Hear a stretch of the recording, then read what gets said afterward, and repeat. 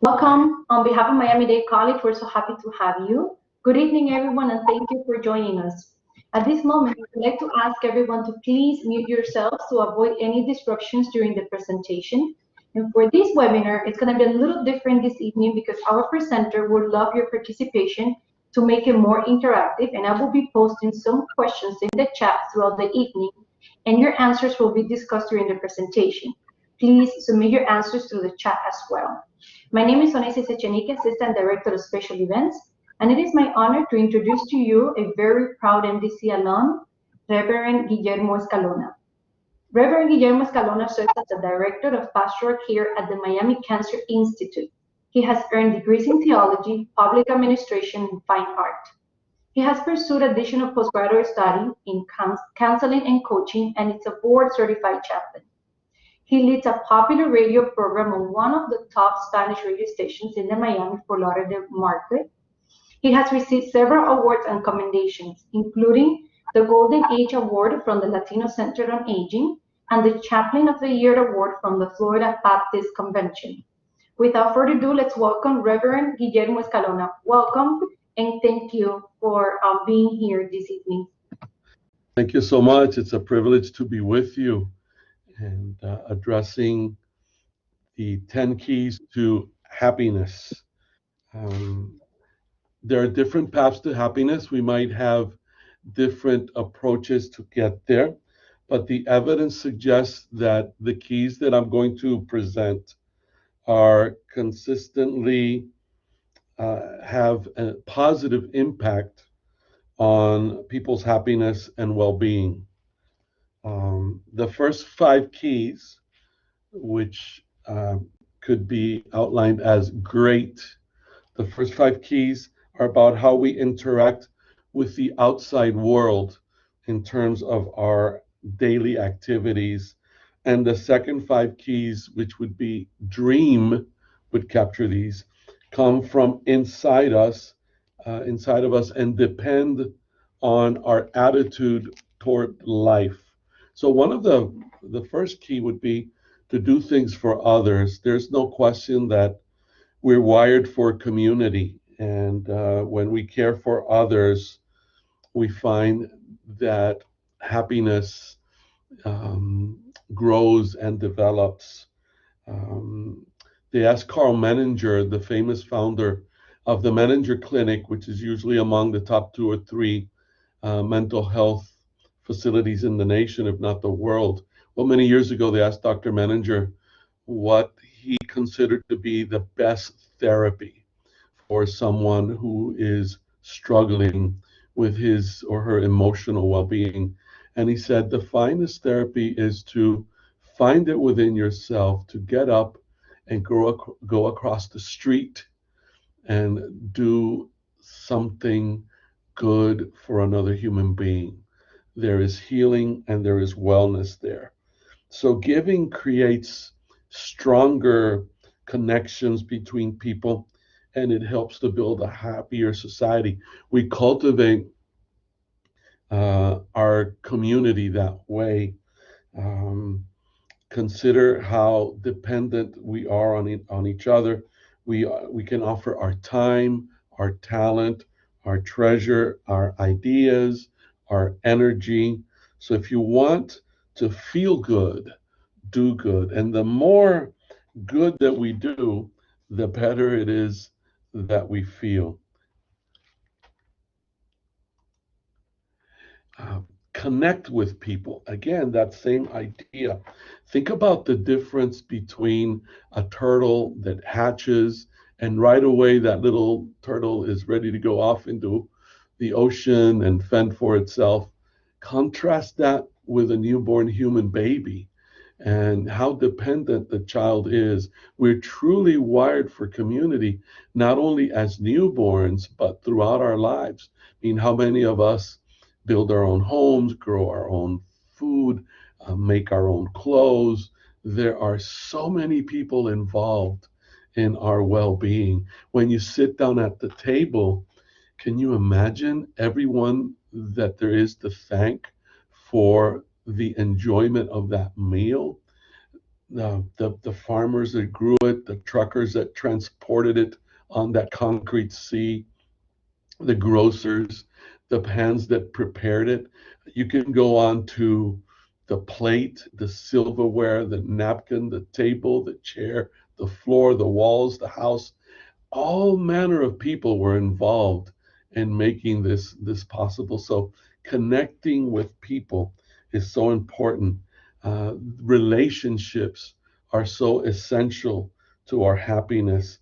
People with strong and broad relationships are happier and healthier and live longer, according to the researcher. As a matter of fact, years ago, Harvard uh, conducted a multi-generational study from the 1930s into the late 20th century, and they did a study of of Harvard students, and there were people who had made the journey from poverty to wealth. Others had actually made the journey in reverse from wealth to poverty, and many, of course, were middle class. But however, they discovered that the realization of the so-called American dream, you know, the achievement of great things in the world was not the key to happiness. They discovered that the happiest graduates among all of these generations of Harvard students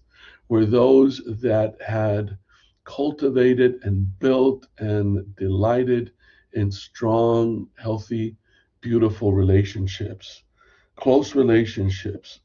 These are, they provide love, they provide meaning, they provide support, they increase your feelings of self-worth. I served with hospice for about 10 years. I've served in critical care in an acute care setting for a number of years. I've never heard anyone say at their deathbed, I wish I had spent more time at work. I wish I had spent more time at the office. Oftentimes, it's about relationships. Think back on your life experience, and with regards to gifts, to use an example, the birthday gifts, the Christmas gifts, or what have you, the Valentine's Day gifts. How many of those gifts can you remember? But then think back on things that you did with people that you love. And there's a plethora of memories there, no?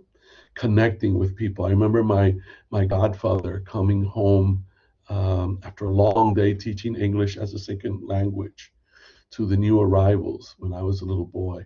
And now he would take the time, as tired as he was, to read to me from books like Treasure Island and so forth, connecting with people, the people who care about our well-being, and the people with whom we can share our dreams and visions and will support and encourage our dreams. So broader networks bring a sense of belonging, the sense that you belong to a wider, a bigger community. So taking action to strengthen relationships and create new connections is essential for happiness. So, for instance, uh, let me let me share with you from a handout that I have, which can be made available to you electronically. Acts of kindness. Acts of kindness are conducive to building relationships, such as a sincere compliment. You cultivate not only a good relationship, but a culture of excellence. Jose Marti, many years ago, wrote that vice has so many accomplices, but that virtue is in need of allies, and that righteous praise, just praise of another human being, is a way of cultivating virtue, because our souls need wings and not anchors, and a compliment, a word of praise, gives wings to the soul. So to give someone a hug, oh my goodness, when you arrive home, how wonderful it is to meet the loved one that's waiting for you there and just give them a hug in the silence, in the quiet. The New York School of Nursing years ago found that when touch happens, In prayer, interestingly enough, the hemoglobin levels of both the one who is being touched and the one who's touching go up in prayer. How interesting. You would think, typically as you give, you feel depleted, but with touch, it's as if everyone is energized. So taking time to listen is another wonderful act of kindness, to give people the gift of your listening heart. Among the worst things that you can do to another human being is to ignore them. But among the greatest things that you can do is to truly listen to them, to truly listen and to be present, not to work on figuring out a response as they talk, but to be truly available and present to them. Carl Rogers said that if two people encounter one another, the great, psychotherapist, and one can convey to the other that they are truly listening, they're truly present, and they're truly empathic and feeling, that transformation will happen in the counseling setting, regardless of the counseling approach that is used. But this is true for all relationships. People, even people who approach us with regards to our profession, our vocation, sure, they're interested in our competence, but there's another question, there's another C. The first question might be, are you competent? But the second one, very quickly, do you care? So competence and caring, connecting with people. And if there's someone that you need to say you're sorry to, that you need to apologize to, and you know who that person is, or someone that needs your forgiveness, that's another beautiful thing. The wonderful power of forgiveness. How many times I've seen at the end of life that it's hard to manage the physical pain of people who have a need to be forgiven or to forgive, regardless of the effectiveness of the medication. The pain endures when forgiveness doesn't happen. So when we forgive, it's actually the key to our freedom. We release ourselves, we liberate ourselves when we forgive. So forgiveness and also asking for forgiveness is one of the most wonderful things that we can do. And then being in healthcare, the giving of blood. There's always a need for the blood supply for transfusions. So the giving of blood. And during this time in which we've been impacted by COVID, to show up virtually, we speak of social distance, but let me say, it's one thing to be physically distanced because of healthcare concerns, but that does not require a social distance. We can be physically 6 feet or 10 feet away and wear a mask or what have you, but still be socially available, socially, emotionally, spiritually available. So we want to encourage you to find those points of connection with people. And then, you have to take care. It's important that we take care of ourselves physically, to take care of our bodies. Sometimes, I know when I go swimming, it's as if I can hear my body thanking me, for swimming or riding a bicycle or what have you, to take care of our body, to sleep, and to truly rest as you're sleeping. In other words, because what can happen in the middle of the night, you might find yourself waking up, and all of a sudden you wake up and you find that you're solving a problem related to work, or if you're in school, working on something having to do with school, and you realize that, oh my goodness, I'm not really resting. So you have to say to yourself, I'm in this bed to sleep, to rest, not to work or figure out problems. That needs to wait till tomorrow. And I'll repeat a word like peace, peace, peace, and I'll go back to sleep. Because otherwise, you wake up in the morning just as tired as you were when you went to bed at night, because your subconscious hasn't been resting. So a good way to go to sleep is, if you will, count your breaths when you're in the bed. Inhale 1, exhale 2, inhale 3, exhale 4, all the way up to 10. And just in the counting of the numbers, it's very relaxing, it's very peaceful. Or if you wish to bring a word also, inhaling peace and exhaling peace.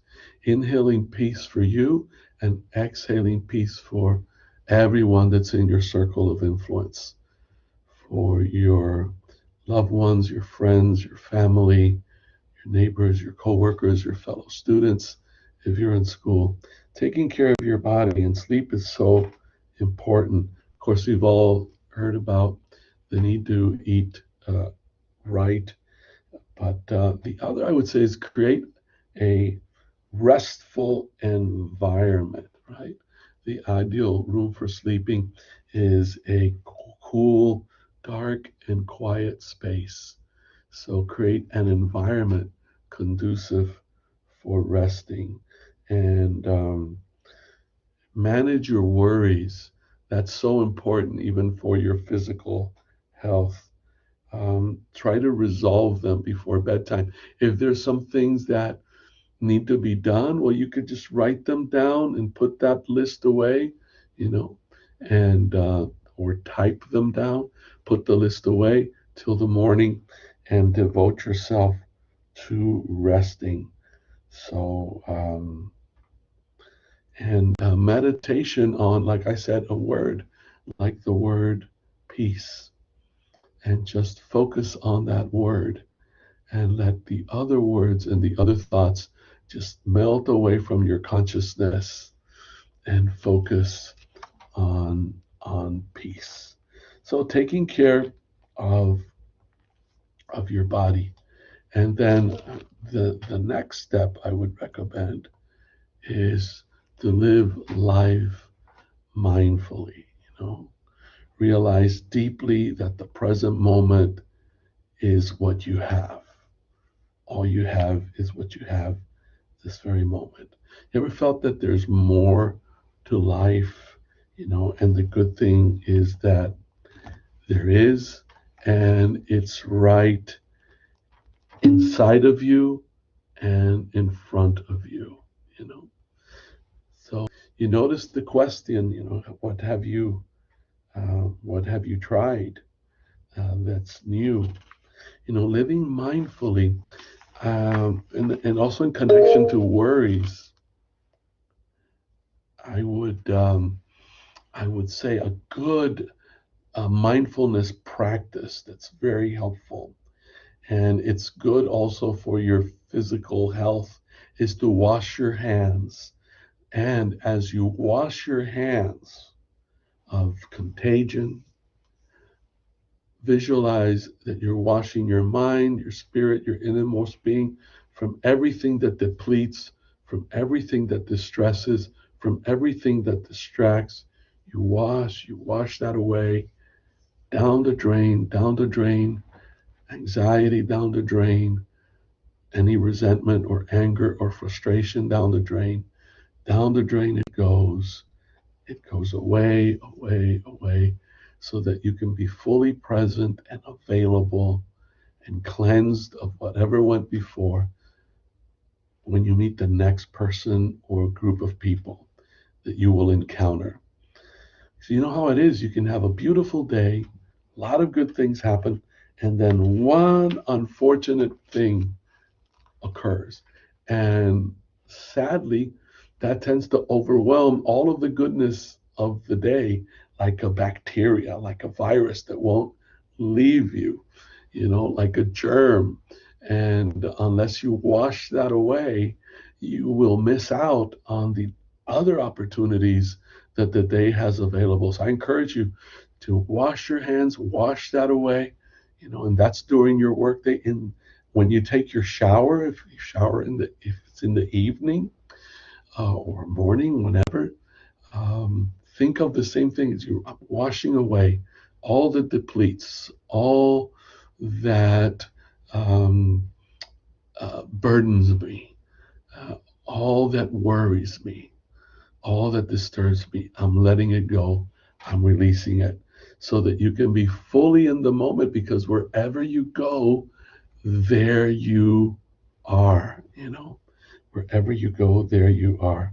So listen, and listen to your heart, listen to your body, listen to the moment, you know, as you enter.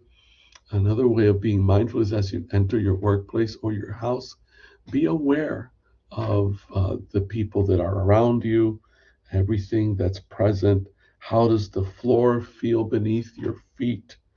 What noises can you hear? What smells do you notice? What colors, and experience. Be present to what is going on. So keep learning new things. Keep learning new things. Do you have a particular goal for the next 6 months? What would you like to accomplish? What would you like to learn? In what areas would you like to grow?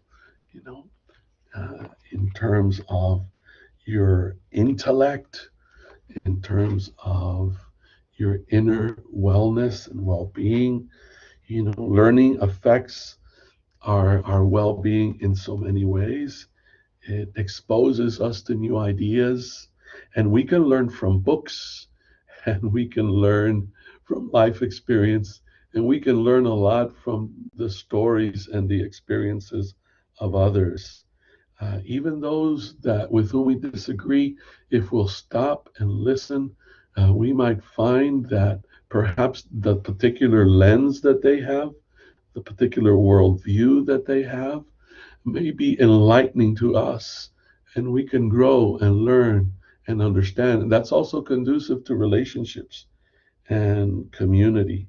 This gives us a sense of accomplishment as well, and helps us to boost our self-confidence, our resilience, our recuperative powers. And so do something for the first time tomorrow. Say, I'm going to try something new. Do something for the first time. Sample a new kind of food. Try a new route. Read a different newspaper from another perspective. Now, through electronic media, we've got access to so many different kinds of journals. Um, and visit a local place of interest. Be exposed to another culture. You can also learn another skill, no matter how small. Um, a first aid technique that can be so helpful. A new feature on your phone. Cook a new meal. Learn a new word. And keep learning new things. That's one of the most positive, healthy, constructive things that we can do. In terms of the goal, you can't hit a target if you don't aim for it. So what is your goal? A goal is a dream with a deadline. So that's why we use the 6 months. Feeling good about the future is important to our happiness. And if we have goals, that is something to look forward to instead of something to dread, something to look forward to. Choosing a realistic goal, something that'll stretch you, but at the same time that's realistic, will give you a sense of direction. And then once you arrive, once you accomplish it, a sense of satisfaction, no, and accomplishment. The fact that you've achieved this, a goal is a great motivator. So again, what's your most important goal over the next 6 months? And like I said, take your first step. They say that the journey of 1,000 miles, no, begins with a first step. How can you begin to move in that direction and interpret, and sometimes obstacles might present themselves, but perhaps the obstacle is actually an opportunity to help you to develop ways to overcome, to go over or go through or go around, and to be creative. So make the call, take the first step, make the call, fill in the form, talk to someone, tell others about your dreams, and like I said, share your dreams. Share your dreams and your goals with 3 people. Tell 3 people that are important to you, that care for you. Um, three, the aspiration, the desire of your heart, and then listen to theirs, which is just as important. Find ways to bounce back. Little Elvis there, the 68 comeback comeback special. Uh, it was very famous in the history of popular music and what have you. So all of us have times of stress, times of loss, times in which we felt depleted, um, a failure, trauma in our lives. But this can be our great teacher. It's not so much what has happened, but how we respond to what has happened. And this has an impact. We can't choose what happens to us, but we can make a choice about how we respond. I remember hearing Nelson Mandela speak about the day he left the prison after more than 20 years in confinement. And he said they had taken my freedom, they had taken my property, I had lost part of my family, but they could not take my dignity unless I just gave it away. And the way I would give that away is if I refused to forgive. He said, I realized that if I refused to forgive, I would still be incarcerated, even though I was physically free. I would be emotionally and spiritually incarcerated. So, one of the ways to bounce back is to forgive, to release, to let it go, to choose to respond in loving, constructive, edifying ways to life's challenges. So, one of the great things that the research has discovered is that resilience can be learned. There's a part of us that we're wired a certain way genetically, and part of it we've been nurtured a certain way, but we also have the opportunity to make choices and the freedom to act on our choices. So, what has helped you bounce back from difficult times before? Remember that story, and that can help to equip you to bounce back again from whatever is diminishing or depleting or caused you to trip and to fall. So ask for help, confide in a friend, talk to an expert, to a professional, reach out to a colleague, ask a neighbor to lend a hand. Let people know they can't help you unless you let them know.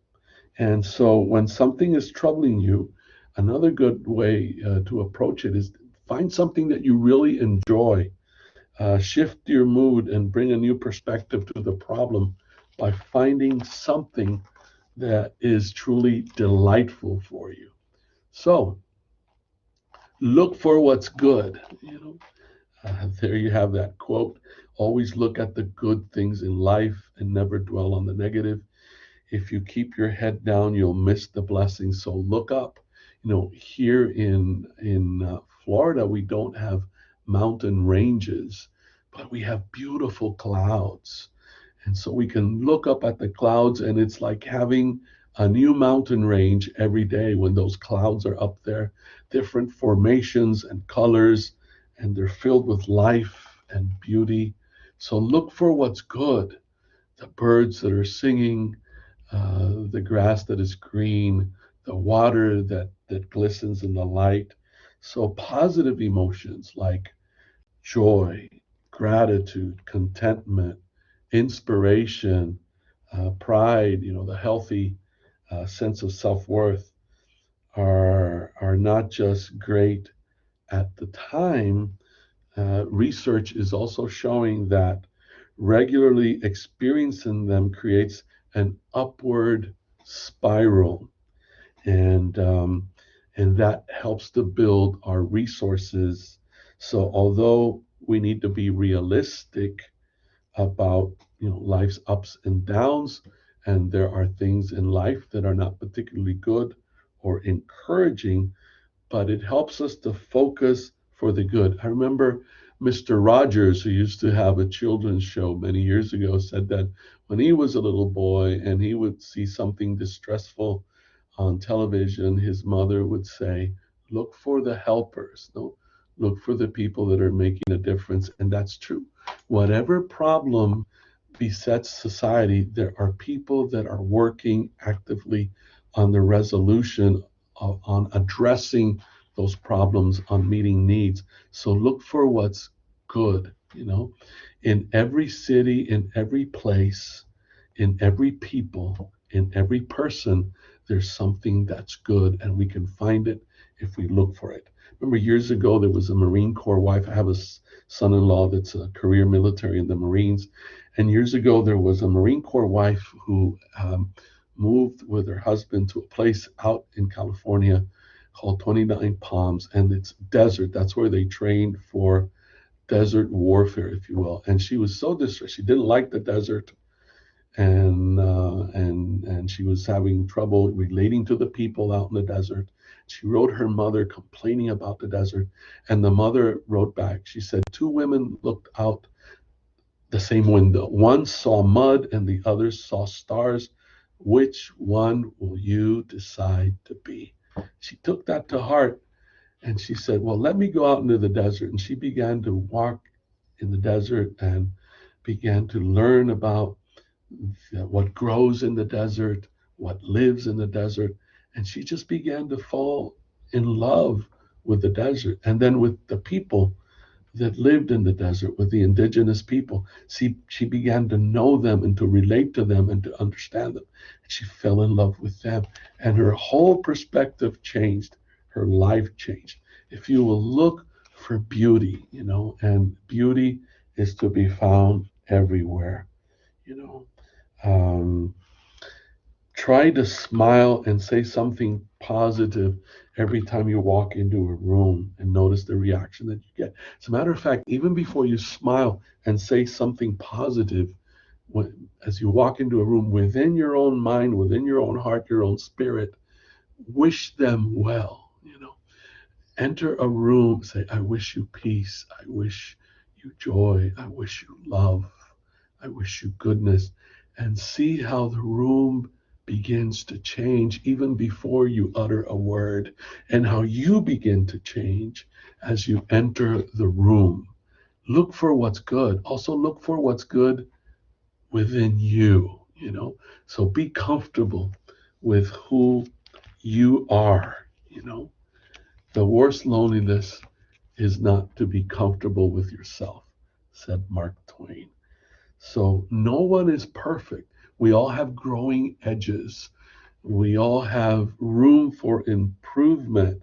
But so often we compare our insides to other people's outsides, and we dwell on our flaws and what we're not, rather than what we've got, rather than who we are. It makes it hard to be happy if you don't appreciate yourself. So learning to accept yourself, to value yourself. You too, warts and all, you have intrinsic, and I have intrinsic worth and value. To be kind to ourselves. Think about this self-care practice. If you knew a friend that was going through a particular problem, the same one that you're going through, what would you do to help that friend? And then ask yourself, Am I doing that for myself? And if I'm not, why? Why not be as kind to yourself as you would be to the person that you love the most in this entire world? So be comfortable with who you are, be kind to yourself, and even when things go wrong, we can learn. Oscar Wilde said, "Experience is the name we give to our mistakes." So increase your enjoyment of life, and when we're kind to ourselves, we are healthier, we're more resilient, we're happier. And then if we accept who we are, then it's far easier to accept others just as they are without needing to change them in any way. So, what are your hidden strengths? What are your talents? You know, what are the things about you that you're happy about and proud about? And ask a friend, ask someone who loves you what they think your strengths are, and try to make more use of your strengths. Go with what you're good at and enjoy that. And that's a wonderful thing. And like I said, be as kind to yourselves as you are to others. And um, when you make a mistake, it doesn't mean that you're a mistake. It means that this is an opportunity for you to learn from your mistake. So, another suggestion here for happiness is be a part of something bigger. We are a part of something bigger, but become aware of it and get invested in it.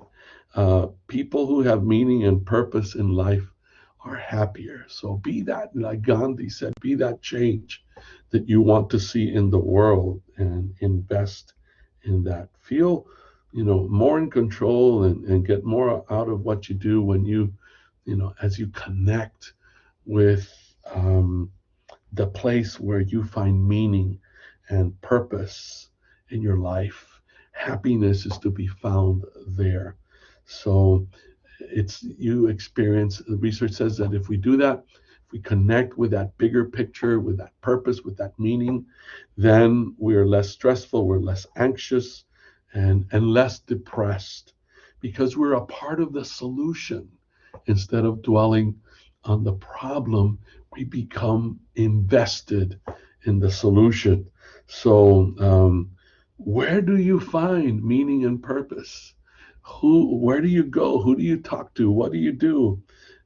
Look for that. Look for that place. Look for those people. It could be your religious community. It could be being a parent, or doing a job that is meaningful and helpful, volunteering. It could be listening to people that are lonely during this time of COVID, people that are socially isolated, that we can visit virtually or by telephone, connect with them. The answers may vary according to who you are, and what your likes are, and what you feel truly connected to and passionate about. But connect with your passion. And again, what aspects of your life give you a real sense of meaning and purpose? And find that place. Feel part of something bigger. Spend time with children. Visit an inspiring location. It could be an edifice, or it could be nature. It could be art by God, something beautiful, something extraordinary. Gaze at the stars.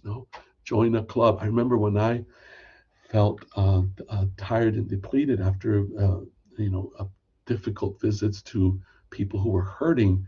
On my journey, on my way to the next stop, I would make a stop for just even a few minutes and sit under a tree and just enjoy the birds, even the insects on the ground, the leaves up on the trees, the sky and the clouds, and just I'm also a part of creation. And just like these birds and these ants and these creatures and this tree is at one with creation, at one with the planet, I'm a part of this big planet as well. I belong, I fit.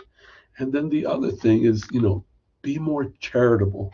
Life is an opportunity to give of your time, to give of your time, offer to help a neighbor, offer to help a friend.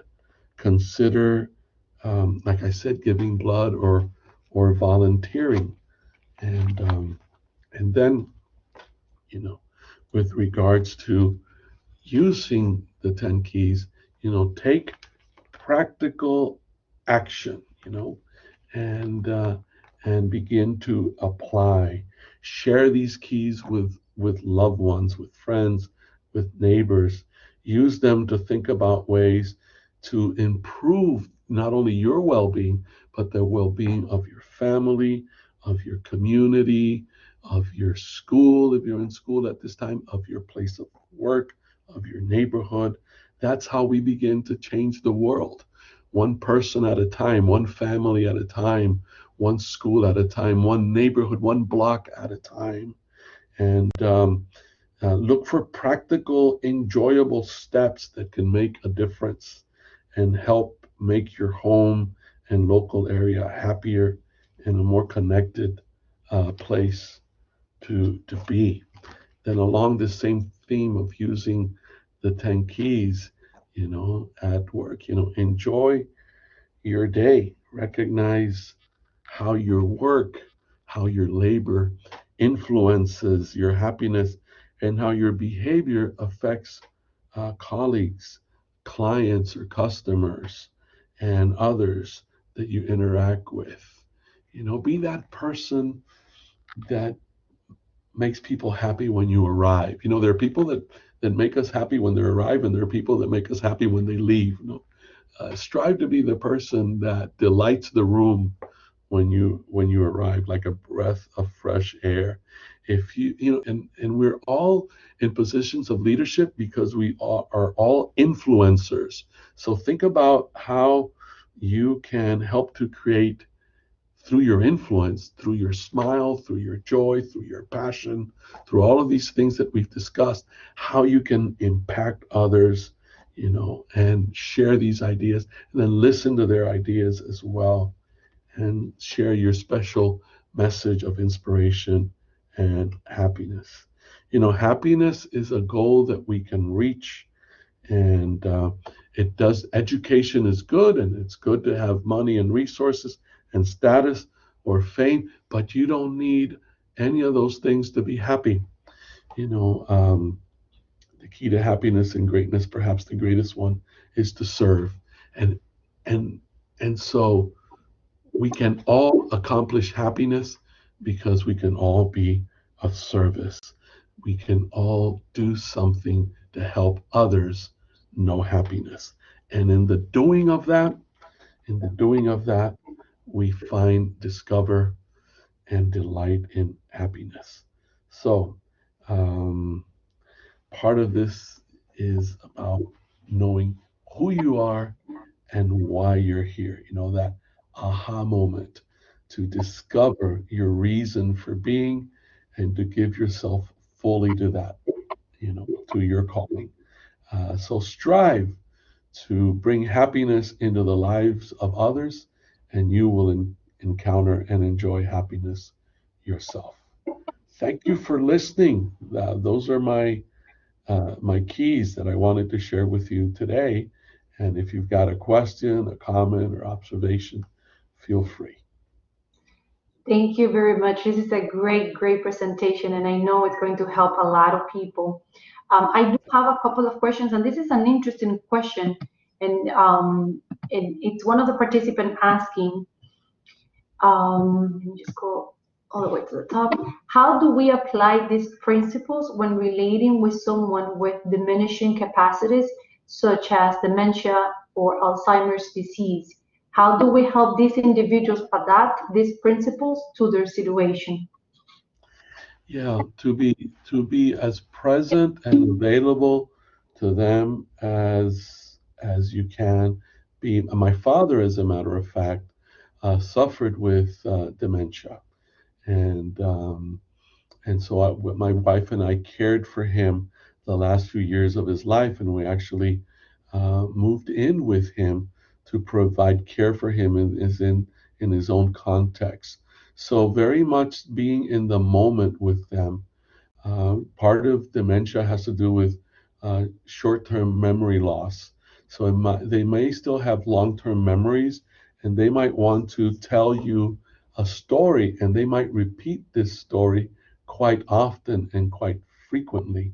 So to be a loving, kind, gentle presence that will listen, to their stories, that will affirm them and value them in the moment and encourage them. The use of touch is very important. And it's amazing that even when the person appears to be disoriented and disconnected to person, to place, to time, you never know on what level you may be reaching them, even when they're not able to respond to you. So I would encourage you to always behave in their presence and speak in their presence as if they have complete understanding. There was this one lady that spent a lot of time alone. She was one of the patients that I would visit in their homes, and I would talk with her and be with her. I would read to her. And, for a time, I questioned just how effective I was being. And then one day, it was as if a window of clarity opened in her mind, and she truly encouraged and blessed me with what she said. She said to me, uh, she said, um, I need you to visit me because you bring peace, and I need this peace that you bring. And she withdrew again into that quiet inner world. She never talked to me again, but just those words were so meaningful and so helpful. And I understood that even when it seems that we're not being impactful because they can't convey what they're feeling, we are, if we're present with peace, with love, and with kindness, even in the midst of dementia. Thank you. I have another question. What does a person need to do to be happy? Yeah. Well, I would say a couple of things that are very helpful and would be to accept yourself as you are, physically, emotionally, and intellectually, and spiritually, and socially, in every way, to accept yourself and be happy with who you are, embrace who you are, and then do that, give that gift to others, because happiness is cultivated especially in relationship. Another wonderful aspect is forgiveness, self-forgiveness, and the forgiveness of others.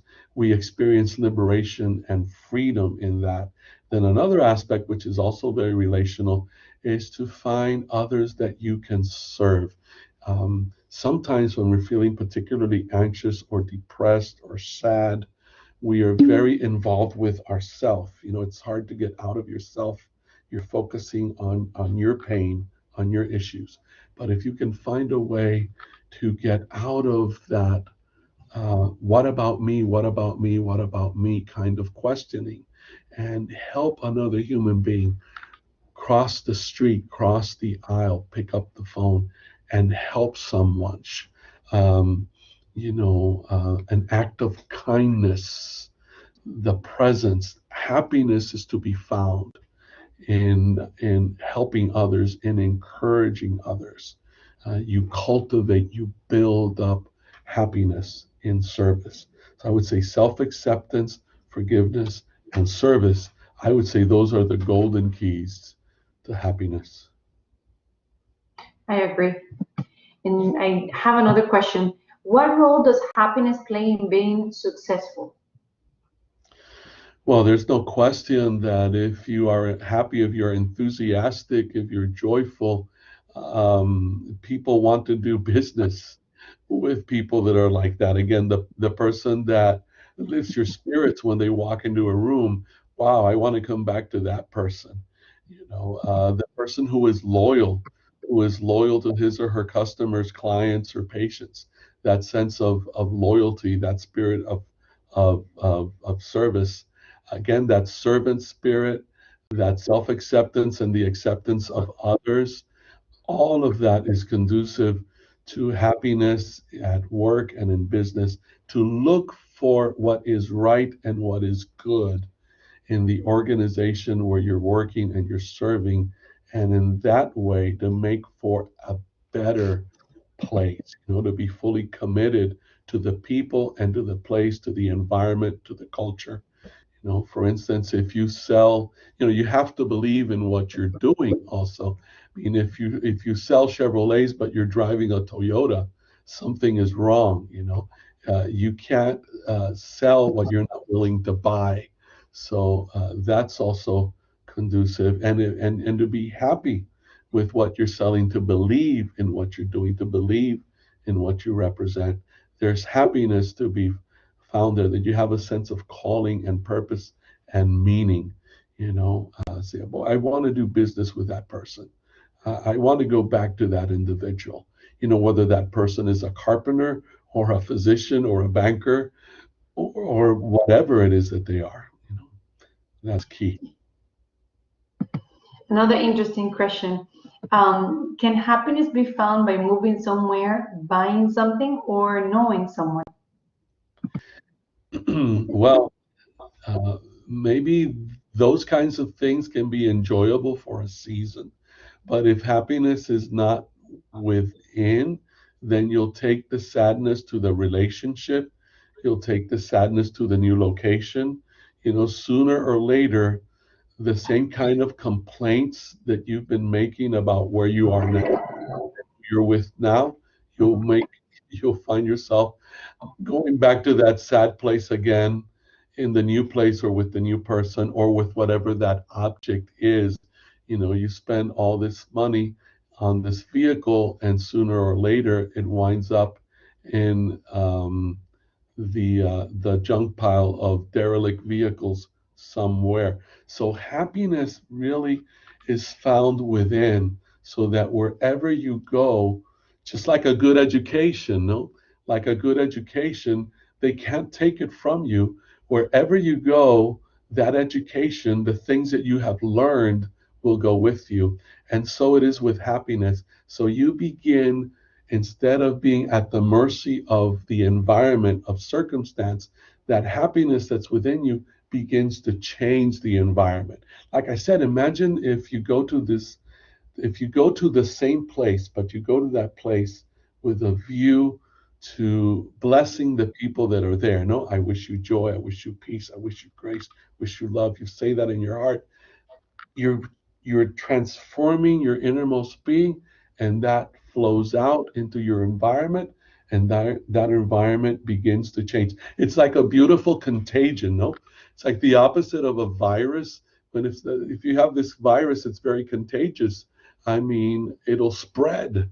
But happiness can be that way as well. You take it within you and it spreads, and the environment begins to change. This happiness is catching. So whether it's the relationship or the place, or the item that you've purchased, you begin to enjoy all of it, no matter where you are, who you're with, or what you've got. Thank you very much. I will personally be adapting most of these keys to my daily life. Thank you very much for this. This was a wonderful presentation. I don't see any more questions. And again, I really appreciate your time. Thank you for doing this for our alumni. You truly are MDC, and please stay tuned for more exciting webinars and upcoming events. For more information or to update your contact information, please visit our website, mdc.edu/alumni. And if you're interested in hosting a webinar, please reach out to us at alumni@mdc.edu. Thank you very much on behalf of Miami-Dade College. Thank you for your time. And please remember to show your pride, stay connected, and give back so that we can continue opening doors of opportunity. Thank you very much, Reverend Guillermo Escalona. Have a great evening. Thank you. This was wonderful. Thank you. You're welcome. Have a nice evening. Thank you.